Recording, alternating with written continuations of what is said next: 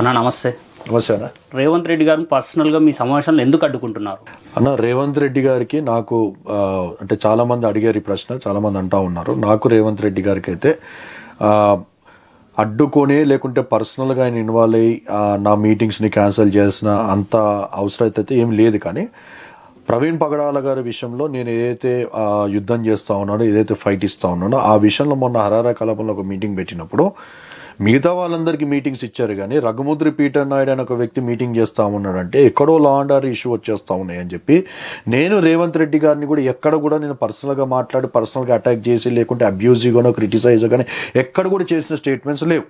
ఎందుకు ఈ విషయాన్ని అంటా ఉన్నానంటే అక్కడ ఉన్న కొంతమంది పెద్దలతో, డీసీపీ వారితో కానీ ఏసీపీ వారితో కానీ పైన పెద్దలతో పోలీస్ డిపార్ట్మెంట్తో మాట్లాడితే కూడా వాళ్ళు చెప్పింది ఏంటంటే నేను పర్సనల్గా ఏదో anti government, anti Revanth Reddy గారి స్టేట్మెంట్స్, యాంటీ కాంగ్రెస్గా నేను మాట్లాడాను కాబట్టి అందుచేత అతనికి మీటింగ్కి పర్మిషన్ ఇవ్వద్దని చెప్పి వారు పైనుంచి నేను ఢిల్లీ పెద్దలతో ఫోన్లు చేపిస్తే వారికి చెప్పిన మాటగా నాకు వినబడ్డది. అంటే వారు నాకు చెప్పారు నీ మీటింగ్ పర్మిషన్ నేను అడుగుతా ఉన్నాను. ఒక ప్రతిపక్ష పార్టీగా ఉన్నప్పుడు, ప్రతిపక్షంలో ఉన్నప్పుడు గవర్నమెంట్ చేసేదాన్నో లేకుంటే మా వాయిస్ని మేము వినిపించుకోవడానికి కూడా మాకు కూడా లిబర్టీ లేదా, గవర్నమెంట్ ప్రశ్నించే ఒక లిబర్టీ కూడా మాకు లేదా అని చెప్పి నేను అడుగుతా ఉన్నాను.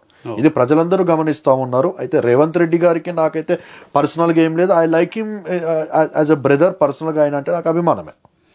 మీ పార్టీ ఆంధ్రాలో అధికారంలో ఉంది, ఇక్కడ తెలంగాణలో ప్లాన్స్ ఏంటి? ఎవరెవరితోని కలిసి ఉన్నారు ఏంటి? ఆంధ్రప్రదేశ్లో టీడీపీతోనూ, బీజేపీతోనూ, జనసేనతోనూ 3 పార్టీలతో పాటు మా పార్టీ 4 పార్టీలు కానీ అలయన్స్లో ఉండి అక్కడ గవర్నమెంట్ని ఫామ్ చేయడం జరిగింది. సెంటర్లో కూడా మనం చూస్తూ ఉంటే బీజేపీతో మా పార్టీ అలయన్స్లో ఉంది. ఇంతకుముందు కూడా చూస్తూ ఉంటే అంటే ఇది అంబేద్కర్ గారు పెట్టిన పార్టీ, రిజిస్టర్ చేసిన పార్టీ కాబట్టి దీనిలో కూడా కొన్ని చీలికలు వచ్చినాయి. 3 మెయిన్ ప్రధాన పార్టీలుగా ఇది చీలిపోయింది. ఇప్పుడు మనం ఎగ్జాంపుల్ కాంగ్రెస్ని కూడా చూస్తూ ఉంటే పక్కనే వైఎస్ఆర్ కాంగ్రెస్ అని చెప్పి, దాంతో షర్మిలమ్మ గారు కాంగ్రెస్ అని చెప్పి, ఇంకోటి లిబరేషన్ కాంగ్రెస్ పార్టీ అని చెప్పి మన విజయ్ కుమార్ గారు, NCP and national Congress party అని చెప్పి శరద్ పవార్ గారు, ఎట్లయితే కాంగ్రెస్లో కొన్ని చీలికలు వచ్చినాయో ఆర్పీఐలో కూడా కొంతమంది బయటకు వచ్చేసి చీలికలు తీసుకుని వాళ్ళు సొంత పార్టీలు పెట్టుకున్నారు. కానీ మెయిన్ పార్టీగా అయితే రామ్దాస్ అత్వాలే గారు, మా గురువు గారు ఎవరైతే సెంట్రల్ మినిస్టర్ ఆయన పార్టీ మాత్రం మెయిన్ పార్టీగా కన్సిడరేషన్ ఉంది. అయితే రామ్దాస్ అత్వాలే గారు సిన్స్ ఫ్రమ్ 1991 ఆయన ఎక్కడ కూడా ఇప్పటిదాకా పొజిషన్ ఖాళీ లేకుండా ఇప్పటిదాకా లేరండి. మెయిన్ ఆయన ఒక గ్రేట్నెస్ ఏంటంటే సిన్స్ ఫ్రమ్ 1991 అటు కాంగ్రెస్ వచ్చిన సెంట్రల్లో, అటు బీజేపీ వచ్చిన సెంట్రల్లో వారికి మాత్రం ఖచ్చితంగా మంత్రి పదవి అనేది ఖచ్చితంగా ఉంటుంది. సో నేషనల్ ప్రెసిడెంట్గా ఇప్పుడు రామ్దాస్ అత్వాలే గారు ఉన్నారు.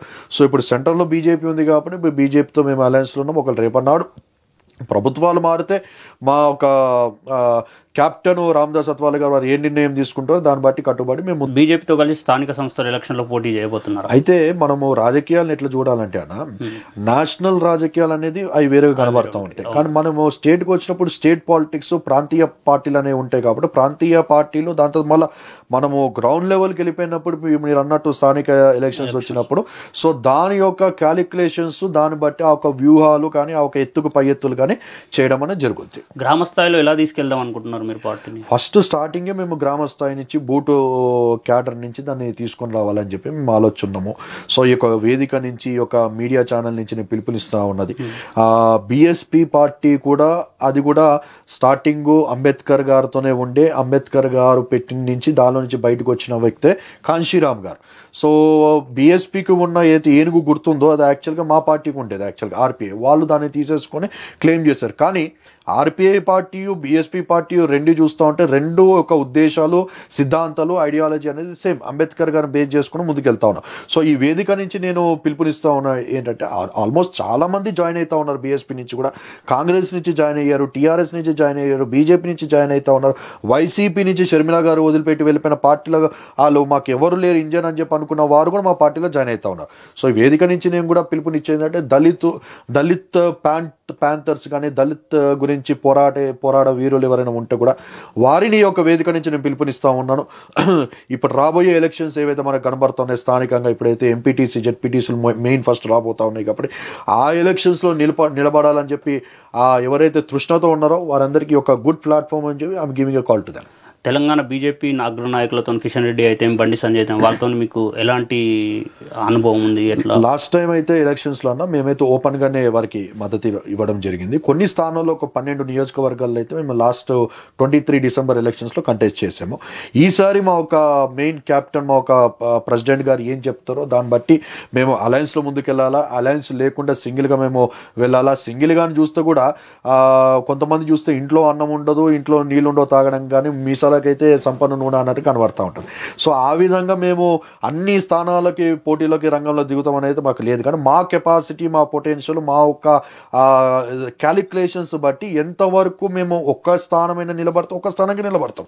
ఖచ్చితంగా ఒక్క స్థానం గెలుస్తామంటే కనీసం ఈసారి ఒక్క స్థానమైన గెలవడానికైనా ఆలోచనలోనే ముందుకెళ్ళాలని చెప్పి ఒక ప్లానింగ్తో ఉన్నాం ప్రజెంట్ అయితే. మీరు బీజేపీ పార్టీ నుంచి రాష్ట్ర నాయకత్వం నుంచి ఎన్ని సీట్లు ఎక్స్పెక్ట్ చేస్తున్నారు వచ్చే 2029 ఎలక్షన్స్లో? అదే అంటా ఉన్నాను. ఇప్పుడు మా ఒక క్యాప్టెన్ రామదాస్ అత్వాలే గారు వాళ్ళు లాస్ట్ టైం అయితే మద్దతు ఇవ్వమని చెప్పన్నారు, కొన్ని స్థానాలు మద్దతు ఇచ్చాము, 12 స్థానాలకు నిలబడ్డాం. సో ఇప్పుడు వచ్చేది ఏదైతే ఉంది, ఇప్పుడు it is going to be very tough. ఎందుకంటే లాస్ట్ టైము కేసీఆర్ ఉంటుంటే ఏదైతే పోయి ఉన్నాడో, పోకడాలకు పోయి ఉన్నాడో, ఆ పోకడాలను బట్టి, ఆ గర్వాన్ని బట్టి, వారు చేసిన స్కాములు బట్టి, దోచుకోవడం బట్టి, ఎగ్జాంపుల్ అండి కరోనా టైంలో మనం చూస్తుంటే పోలీస్ వారు ఫ్రెండ్లీ పోలీస్ అని చెప్పన్నారు, ఇంత బీభత్సంగా కర్రలు పట్టుకొని ప్రతి ఒక్కరిని కొట్టుడు, కాళ్ళు చేతులు ఇరగొట్టుడు, తీసుకుపోయి లోపడేయడు, ఇవన్నీ ప్రజలు గమనిస్తూ ఉన్నారు కదా. వాళ్ళు చేసింది ఏమైనా ఉందంటే వాళ్ళు చేయాల్సినంతవరకు చేశారు. ఓకే, మంచిని మంచి అని చెప్పి మనం యాక్సెప్ట్ చేయాలి, చెడును కూడా చెడు అని చెప్పి యాక్సెప్ట్ చేయాలి. సిటీని డెవలప్ చేశారు కానీ బయట ఉన్న ఊరుల్లో ఎక్కడ కూడా చూసినా డెవలప్మెంట్ అనేది ఎక్కడ కూడా లేదు కదా. రైతులకు అన్యాయం చేసినట్టు కనబడుతోంది.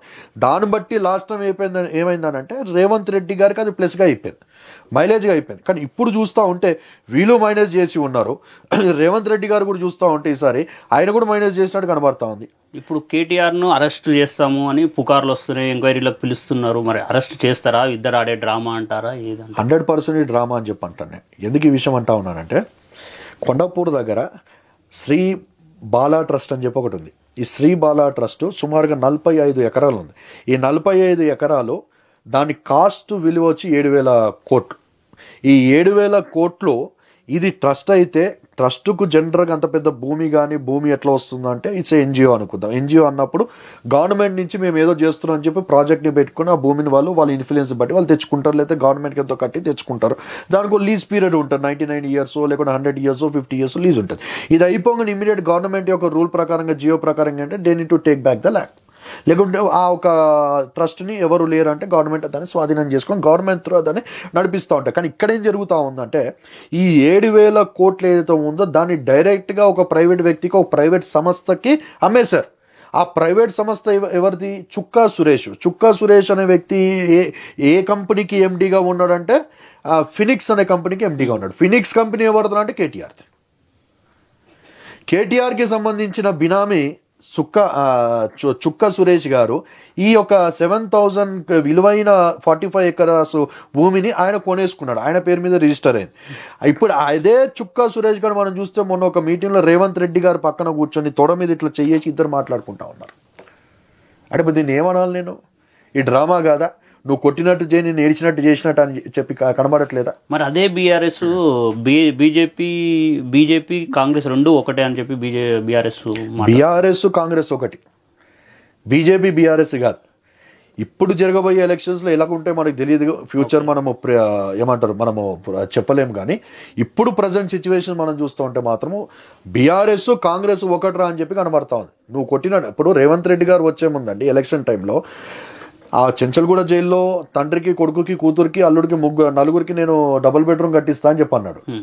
బయట డబుల్ బెడ్రూమ్ కాదు, జైల్లో డబుల్ బెడ్రూమ్ కట్టిస్తాను. ఇప్పుడు ఆయన ప్రమాణ స్వీకారం చేసి 2023 డిసెంబర్ 7 నుంచి ఇప్పుడు కౌంట్ చేసుకుంటే సుమారు 1.5 ఇయర్గా వస్తాను. ఇప్పటిదాకా ఎందుకు అరెస్ట్ చేయలేదు? ఇప్పటిదాకా ఒక టీఆర్ఎస్ మీద కేసులు కాలేదు. ఇవన్నీ మనకి చూస్తూ ఉంటే ఇది కాకుండా వాళ్ళు బిజినెస్ డీల్ చేసుకుంటూ ఉన్నారు, భూకుంభకోణాలు చేస్తూ ఉన్నారు, కావాల్సిన స్కాములు జరుగుతూనే ఉన్నాయి. ఇవన్నీ మనం చూస్తూ ఉంటే టీఆర్ఎస్ ఇంకా అలాగే కాంగ్రెస్ ఇద్దరు ఒక టామ్ అండ్ జెర్రీ లాగా ప్రజల ముందు ఆడుతున్న ఆట అని చెప్పి కనబడుతుంది. సొంత కూతురే కేసీఆర్కు బీజేపీకి సపోర్ట్గా ఉన్నారని ఆరోపణలు చేస్తుంది. బీజేపీకి సపోర్ట్లో లేరు. ఇప్పుడు కవితమ్మ గారు బయటికి రావడానికి కారణం కూడా నేను మొదట్లో కూడా ఒక మాట ఏం చెప్పంటే, చాలా ఇంటర్వ్యూస్లో ఒక మాట ఏమన్నా అంటే, ఆర్ఎస్ ప్రవీణ్ అని ఒక వ్యక్తి బయటకు వచ్చి ఆయన దళిత ప్యాంతర్ అనో దళిత్ మూమెంట్ అనో ఒకటి తీసుకొని వచ్చి ఆయన పాదయాత్రకి ముందుకు వెళ్ళినప్పుడు the beginning of the show అప్పుడే నేను స్టార్టింగ్లో ఏమన్నా అంటే ఇది కేసీఆర్ వదిలిన బాణం అని చెప్పి అన్నాను. కేసీఆర్ వదిలిన బాణం అంటే నన్ను అందరు పిచ్చోళ్ళని చెప్పి అనుకున్నారు. అందరూ పిచ్చోళ్ళు ఏమంటున్నారు, కేసీఆర్కి ఈయనకేంది వ్యతిరేకించి రిజైన్ చేసి బయటకు వచ్చారు. లేదు కేసీఆర్ వదిలిన బాణము. ఏదైతే దళిత ఓటు చీలిపోతా ఉందో, ఏదైతే మైనారిటీ ఓటు చీలిపోతా ఉందో ఆ ఓట్ బ్యాంకుని కాపాడుకోవడానికి ఈ ఓట్ బ్యాంక్ కేసీఆర్కి వ్యతిరేకంగా ఉంది కాబట్టి ఈ ఓట్ బ్యాంక్ మొత్తం వేరే పార్టీ అయితే స్ట్రాంగ్ ఉంటే దానికి వెళ్ళిపోతుంది. ఫర్ ఎగ్జాంపుల్ ఇప్పుడు కాంగ్రెస్ అనుకుందాము, దళిత్ ఇప్పుడు ఒకవేళ దళితులకు ఏమి చేయలేదు, రిజర్వేషన్లు ఇవ్వలేదు, లేకపోతే జాబులు ఇవ్వలేదు, ఎడ్యుకేషన్లు ఇవ్వలేరు, పేపర్ లీక్లు అని చెప్పి అన్యాయం చేసి ఉన్నారు, నోటిఫికేషన్లు ఇవ్వలేరు, ఇవన్నీ మనం చూస్తుంటే దళిత్ అనేవాడు కేసీఆర్ పార్టీకి లేదా ప్రభుత్వానికి దూరంగా వెళ్తున్నట్టు కనబడుతుంది. ఇప్పుడు వీళ్ళకున్న కోపాన్ని వీళ్ళు ఏం చేస్తారు, ఇప్పుడు కేసీఆర్కి ఆపోజిట్ ఎవరైతే బలంగా కనబడుతున్నారో వాళ్ళకి అబ్వియస్లీ అటాచ్ అవుతారు. వాళ్ళకి అటాచ్ కాకుండా ఇవన్నీ డైవర్ట్ చేయడానికి కేసీఆర్ గారే ఆర్ఎస్ ప్రవీణ్ వదిలిన బాణం అని చెప్పాను ఒకటి. రెండోది షర్మిలమ్మ గారు వచ్చినప్పుడు కూడా నేనేమన్నాడు, ఇది కూడా కేసీఆర్ గారు వదిలిన బాణమే అని చెప్పాను అన్నాడు. ఎందుకు, రెడ్డి ఓట్ బ్యాంక్ ఏదైతే ఉందో రెడ్డిల యొక్క ఓట్ బ్యాంక్ మొత్తము కాంగ్రెస్కి వెళ్ళిపోతా ఉంది. మీరు ఇక్కడ కూడా చూస్తూ ఉంటే ఈ ఆట ఎట్లా కనబడతా ఉంది అంటే ఇక్కడ కూడా అగ్రకులమైన కనబడుతుంది, రెడ్డి గారే కనబడుతూ ఉన్నారు. ఒకవేళ బీజేపీని కూడా మనం చూస్తూ ఉంటే బీజేపీలో కూడా కిషన్ రెడ్డి గారే కనబడతాం, మళ్ళీ ఇక్కడ కూడా రెడ్డి కనబడతాం. అంటే ఇక్కడ రెడ్డి, ఈ పార్టీలో రెడ్డియే, మళ్ళీ ఇక్కడ చూస్తూ ఉంటే రావులు. అంటే అగ్రకులాలు మాత్రమే తెలంగాణని పాలించాలి కానీ దళితులు కానీ మైనారిటీలు కానీ బీసీలు కానీ బీసీసీలు కానీ ఓసీలు కానీ ఇంకెవరు కూడా తెలంగాణ పరిపాలించడానికి అవకాశం లేదు. అందుకే కదా కాంగ్రెస్ కులగన్న చేసినా మేము బీసీలకు అత్యధిక ప్రాధాన్యత ఇస్తున్నామని చెప్తున్నాడు రేవంత్ రెడ్డి. అంటా ఉన్నారు. ఇప్పటిదాకా నేను చూపిస్తానన్నా మేనిఫెస్టో సుమారుగా 93 పేజెస్ ఉంది. ఆ 93 పేజెస్లో స్టార్టింగ్ ఫ్రమ్ ద బిగినింగ్ మీరు చదువుతూ ఉంటే కాంగ్రెస్ తెలంగాణ ఇచ్చింది, కాంగ్రెస్ అది చేసింది అని చెప్పి గొప్పలు మొత్తం ఒక 3-4 పేజీలు ఉంటాయి. నేను నైటే చదివాను. కాంగ్రెస్ ఇయ్యలేదంట. కాంగ్రెస్ చెప్తూ వాళ్ళ గొప్పతనాలు ఉన్నాయి. 93 పేజెస్ ఆఫ్ అది మీరు ఆన్లైన్ లో కనబడుతుంది. 93 పేజెస్ ఆఫ్ పీడిఎఫ్ లో స్టార్టింగ్ 3-4 పేజీలు మొత్తం గొప్పతనమే ఉంటుంది. గొప్పతనం తర్వాత ఇది స్టార్ట్ అవుతుంది మేనిఫెస్టో మనం చూస్తూ ఉంటే ఒక్కడంటే ఒకటి కూడా కాలేదా. ఎవరైతే యూత్ ఉన్నారో, ఎవరైతే జాబ్లెస్ ఉన్నారో వారికి 3 లక్షలు ఇస్తా అని చెప్పి ప్రామిస్ చేశాడు. 3 లక్షలు ఇచ్చాడా? ఎక్కడైనా కానీ ఒక్క ప్రామిస్ అయినా కనబడుతుంది. ఒక బస్సు తప్ప, ఆ బస్సు ఫ్రీ ఇచ్చిండు తప్ప ఇంకా మిగతాది ఎక్కడ కూడా లేదు. అవన్నీ పేరుకే తప్ప ఇప్పుడు మనం చూస్తూ ఉంటే సౌత్ కొరియా నుంచి ఒకటి తీసుకొచ్చా మూసీ సుందరీకరణ అని చెప్పి పెడతాడు. దానికి ఒక కంపెనీకి ఈయన సుమారుగా 160 కోట్లకి డిజైన్ చేయడానికి ఇది ఇచ్చాడని చెప్పి అది ఓపెన్గా టీఆర్ఎస్ మాట్లాడుతూ ఉంది. దాని యొక్క ప్రాజెక్ట్ వాల్యూ ఎంత అంటే సుమారుగా 1,00,000 కోట్లు అని చెప్పి కనబడతా ఉంది. మళ్ళీ ఈయన చేసిన ప్రామిసులు ఎక్కడ పోయినా ఇప్పుడు 93 పేజెస్ ఉన్న ఒక మేనిఫెస్టోలో నువ్వు ఒక్క బస్సు తప్ప ఇంకా నువ్వు ఏం నెరవేర్చినట్టు కనబడతా ఉంది అక్కడ. ఇప్పుడు ఆయన చెప్పేది ఏదైతే ఉందో అది పేరుకేదో మధ్యలో నిద్రపోయి లేచినప్పుడు అయ్యో నాకు గుర్తొచ్చింది చెప్పి తక్కువని చెప్పి అదేదో ఆ ఒక మేనిఫెస్టోకి సంబంధించిన పాయింట్ మాట్లాడడం తప్ప ఇంకా మిగతా చేసుకోవాల్సింది చేసుకుంటే వెళ్ళిపోతా కనబడతా. కాంగ్రెస్ గవర్నమెంట్ మీద కొట్లాడే నాయకుడే లేడు. బీఆర్ఎస్ నుంచి వస్తే ప్రతిపక్ష నాయకుడు ఫామ్ హౌస్ లో, బీజేపీ నుంచి వస్తే బీజేపీ నాయకుడు ఢిల్లీలో, మరి ఇంకెవరు కొట్లాడతారు? అందుకే ఈరోజు ఆర్పీఐ పార్టీ వచ్చిందన్న. Republic party of India is welcoming everyone. ఈరోజు ప్రజల కోసం, ప్రజల పట్ల, దళితుల పట్ల, మైనారిటీల పట్ల, బీసీల పట్ల గ్రౌండ్ లెవెల్ నుంచి ఇప్పుడు మొన్న ఆయన రేవంత్ రెడ్డి గారు ఫిలిం అవార్డ్స్ ఫంక్షన్లో మాట్లాడుతున్నప్పుడు నాకు చాలా సంతోషం అనిపించి ఒక మాట నచ్చింది. మేము ఇక్కడ బీజేపీతో పోటీ పడట్లే అన్నాడు. మేము టీఆర్ఎస్తో పోటీ పడట్లేదు, మాకు ఇక్కడ ఎవ్వరూ పోటీ లేరు. మా పోటీ అంటూ వచ్చి చైనా, మా పోటీ అంటూ వచ్చి కొరియా, మా పోటీ అంటూ వచ్చి అమెరికా, వారితోనే మేము పోటీ చేస్తున్నాం. మాకు విజన్ వచ్చి 2047 అని చెప్పి ఆయన చెప్పిన. ఓకే బాగుంది, నీ పోటీ అంతా ఇదే కానీ పక్కన గుడిసెల మీద నీ కాన్సన్ట్రేషన్ లేదే. ఆ గుడిసెలు అట్లే ఉన్నాయి. గుడిసెలలో అట్లే ఉన్నారు, మిగతా వాళ్ళకు బలహీన వర్గాలు అందరూ అట్లే ఉన్నారు. ఉన్నోనికే మళ్ళీ తీసుకుపోయి అవార్డ్స్ రూపంలో లక్షలు కట్టబెట్టాడు. అదే అంటా ఉన్నావు. ఇప్పుడు అది ఎంత సుమారుగా ఆ ఫిలిం అవార్డుది పక్కన పెడితే మొన్న ఒకటి జరిగింది బ్యూటీ కాంటెస్ట్ అని. బ్యూటీ కాంటెస్ట్ కి సుమారుగా 100 కోట్లు ఖర్చు పెట్టినట్టు కనబడుతోంది. ఆ 100 కోట్లు నువ్వు ఒక్కొక్కరికి 10 లక్షలు లాగా ఇచ్చుకోపోయినా 4 కోట్ల జనాంగానికి ఎంత అయిపోతుంది?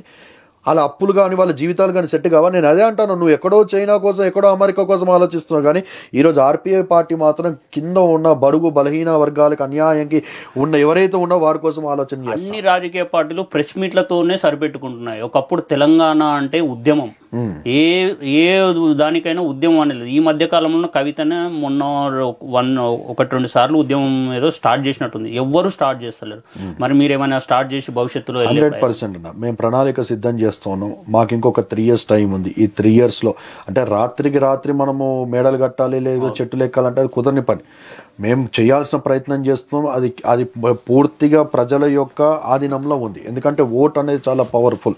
డబ్బుతో అయినా, మద్యంతో అయినా, లేకుంటే బిర్యానీ ప్యాకెట్స్తోనే మనం కొనగలుగుతాం. కానీ ఆ బూట్లోకి వెళ్ళినప్పుడు, ఆ సీక్రెట్ బూట్ ఏదైతుందో ఆ బూట్లోకి వెళ్ళినప్పుడు మాత్రం ప్రజలు మాత్రమే న్యాయం చేయగలుగుతారు. అందుకే నేను ప్రజలకి విజ్ఞప్తి చేసేది ఏంటంటే, రానున్న ఎన్నికల్లో ఇప్పుడు మీరు చూస్తూ ఉన్నారు, టీఆర్ఎస్కి అవకాశం ఇచ్చారు, టీఆర్ఎస్ డిజాస్టర్ని చూపెట్టింది.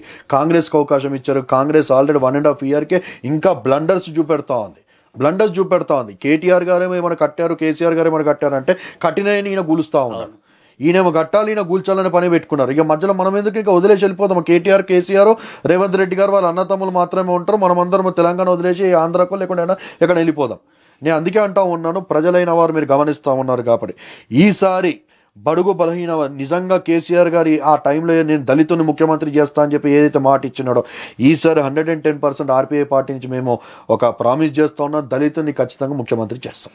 ఆర్ఎస్ ప్రవీణ్ గారు బీఆర్ఎస్కు అగెనిస్ట్గా మాట్లాడిండు. నేను దళితుల కోసం చేస్తున్నా, దళితులకు ఉన్నత పదవులు రావు అని చెప్పి రిజైన్ చేసి బయటకు వచ్చిండు. మళ్ళీ అదే ఆర్ఎస్ ప్రవీణ్ మళ్ళీ బీఆర్ఎస్ని పొగుడుకుంటూ వాళ్ళ వెనుక తిరగడానికి కారణం దట్ ఈస్ ఆల్ ప్యాకేజ్ అన్న. నేను మొదట్లోనే చెప్పాను కదా, అది కేసీఆర్ గారు వదిలిన బాణం అని చెప్పి రేవంత్ రెడ్డి గారో లేదా ఇంకో పార్టీ స్ట్రాంగ్ అవుతుంది, లేదా షర్మిల గారు ఇంకెవరైనా వస్తున్నారని చెప్పి వేరే పార్టీకి అవకాశం లేకుండా మళ్ళీ నేనే రావాలని చెప్పి ఉద్దేశంతో ఆయన ప్లే చేసిన గేమే ఆర్ఎస్ ప్రవీణ్.